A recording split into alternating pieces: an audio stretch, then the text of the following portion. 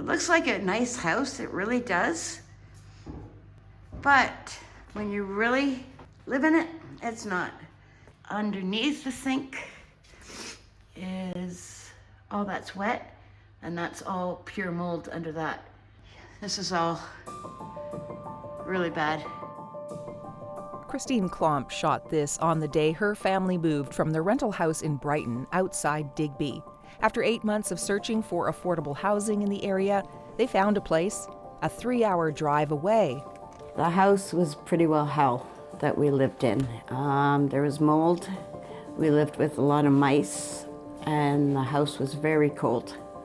So we had to wear a lot of coats. The water we could not drink. We had to go purchase water. Like, look, the wall is so, oops. Okay, I can't do that anymore because I don't want to cause any damage.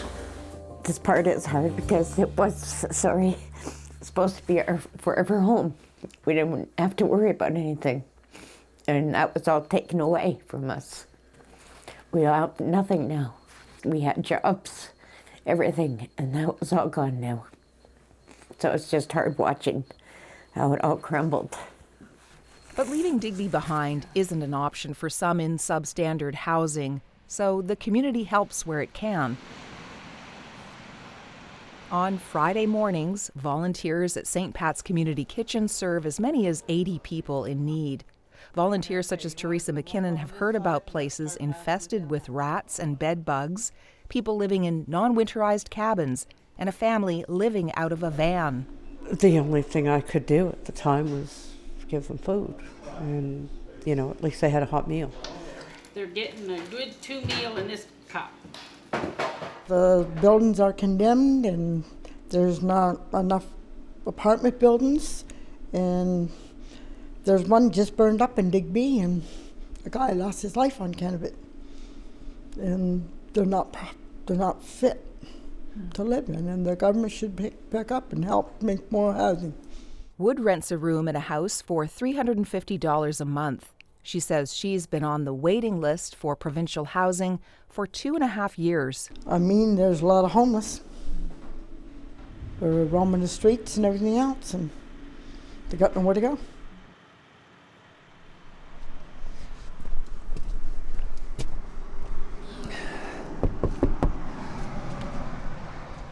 Oh, hi, Marlene. Hello. Hi, I'm Portia. Hi, Portia. Nice to meet you. Great to meet you, too. Come on in. Okay, thank you. I looked around and I called a few places and I asked, but there was none. There were not any apartments that were affordable for me.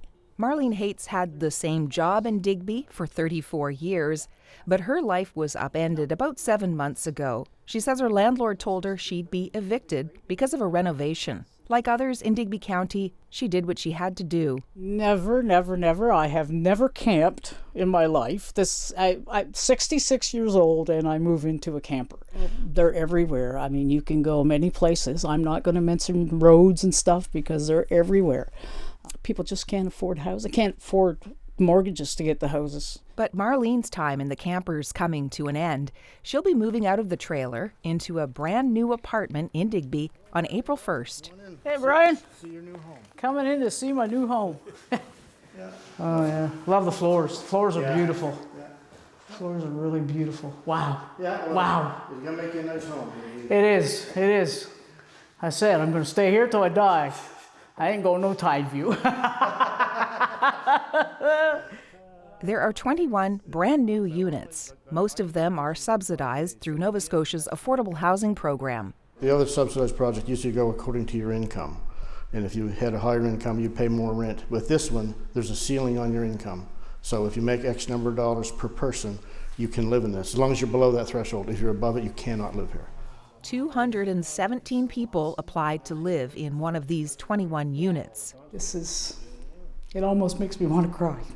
I'm so excited. It's great. I'm so thankful to Brian for giving me a place. My heart. More affordable housing is going up in Digby. The province is putting finishing touches on an 8-plex. The Digby and Area Housing Coalition plans to build a 34-unit affordable rental complex near downtown. More housing developments are approved for Digby, but they could still be years away. What do you say to people like them who are in those situations and don't know when they're going to get out of them? That is one of the issues that we have in town. You know, the residents of those apartments are afraid to say anything because there's nowhere to go, right? That's the unfortunate part. So, you know, we tell them, please come and talk to us and let us help you out, get the building inspector in there, the fire inspector in there, and you know, get things improved. Back in Halifax, Christine Klomp says she would not have left the Digby area or her job if she could have found a place to live there. But now she's focused on rebuilding a home. This house is heaven compared to the one in Brighton. There, we don't have to worry about water, as my grandson is very happy because we can drink the water here.